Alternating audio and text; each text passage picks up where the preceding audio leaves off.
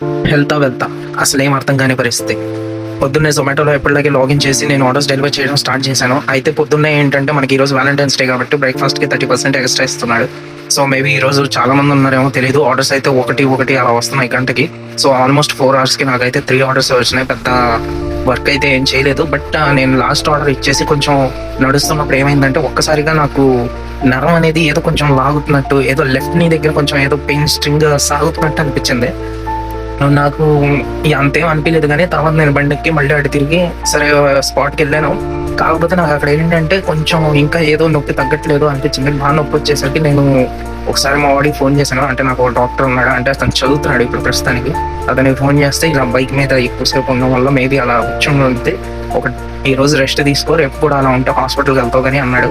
So నేనైతే వచ్చేసాను.